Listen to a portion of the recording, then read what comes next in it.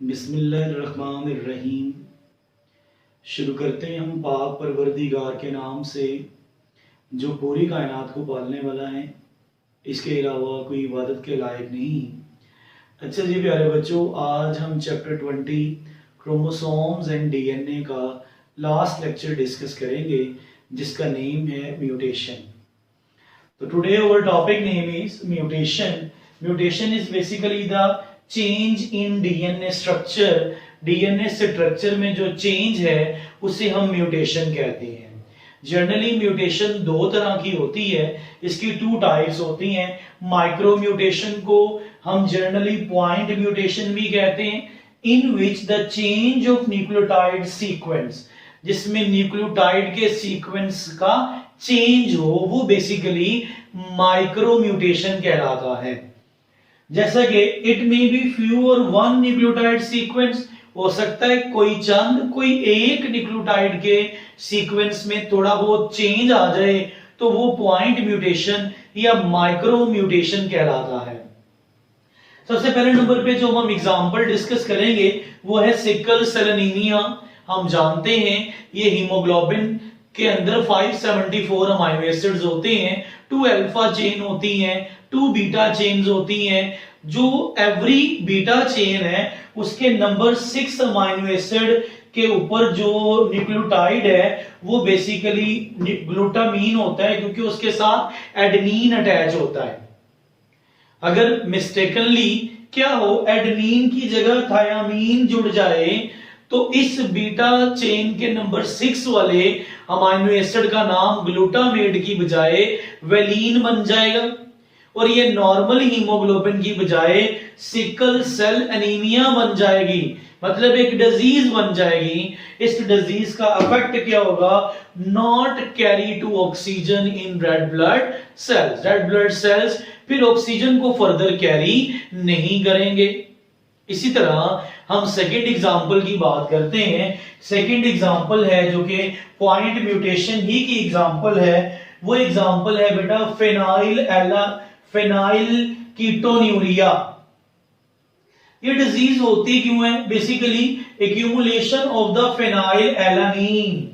जब phenyl alanine की accumulation हो जाएगी, ये जमा होना शुरू हो जाएगा ड्यू टू एब्सेंस, ऐसा किसी डिसऑर्डर की वजह से होगा, और वो डिसऑर्डर गैर मौजूदगी है किसकी? एंजाइम्स की। वो एंजाइम कौन सा है? Phenyl adenine hydroxylase enzyme. जब ये एंजाइम नहीं बनेगा तो फेनाइल एलानीन की एक्यूमुलेशन होगी, जिससे डिजीज होगी फेनाइल कीटोन्यूरिया। इसे प्रीवियस टॉपिक्स में हमने डिटेल में डिस्कस किया था। खैर यहां हम माइक्रो चेंज देख रहे हैं जनरली। तो इसका इफेक्ट क्या है? इसकी वजह से मेंटल रिटार्डेशन हो सकती है, दिमागी तनाव बढ़ सकता है। इसकी वजह से इन्फेंट, वो बच्चे जिनकी बर्थ हो जाती है वो इन्फेंट कहलाते हैं। Infant brain formation is abnormal. पैदाइश के बाद बच्चों की ब्रेन फॉर्मेशन जो है वो एबनॉर्मल होना शुरू हो जाती है। अब हम बात करते हैं सेकंड टाइप की।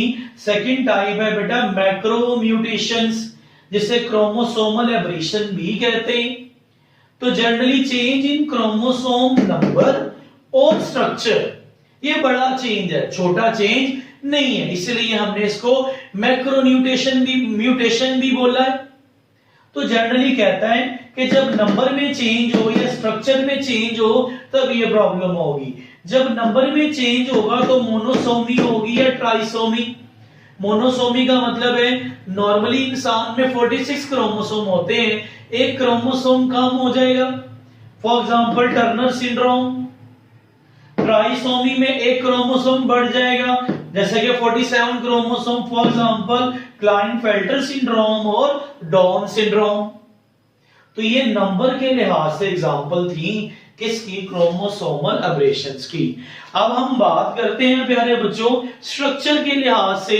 सपोज हमारे पास ये क्रोमोसोम का स्ट्रक्चर है जिसमें हमारे पास A B C D structure है, मतलब एक क्रोमोसोम के अंदर ये अरेंज्ड है जीन्स। कहते हैं अगर इनमें एडिशन हो जाए ए बी सी डी और डी, मतलब एक एडिशन हो गई है, तो हम इस तरह क्रोमोसोम के स्ट्रक्चर में एडिशन भी कर सकते हैं। सेकेंड पॉइंट है डिलीशन। फॉर एग्जांपल हमारे पास नॉर्मल सीक्वेंस था ABCD, इसमें से ABC अलग हो गया और D अलग हो गया, तो मतलब डिलीशन हो गई, एक पार्ट सेपरेट हो गया और 3 पार्ट इकट्ठे हो गए। तो बेटा हम एडिशन भी करवा सकते हैं, डिलीशन भी करवा सकते हैं, और इन्वर्जन का मतलब है ऑर्डर को चेंज भी करवा सकते हैं। फॉर एग्जांपल नॉर्मल ऑर्डर था ABCD, तो चेंज हुआ तो ADCB बन गया, मतलब ऑर्डर क्या हो गया, चेंज। इसे इन्वर्जन बोलते हैं। अच्छा, ये सारे प्रॉब्लम होते किस वजह से हैं? म्यूटाजेंस की वजह से होते हैं, रेडिएशंस की वजह से हो सकते हैं, जो क्रोमोसोम के नंबर्स और क्रोमोसोम के स्ट्रक्चर्स और न्यूक्लियोटाइड के सीक्वेंस को चेंज कर सकते हैं। इसी तरह एक बड़ा अहम शॉर्ट क्वेश्चन भी है, ट्रांसपोजिशन। कहता है transfer of chromosomal segment to non homologous chromosome. Chromosomal segment को नॉन होमोलोगस क्रोमोसोम में ट्रांसफर कर देना।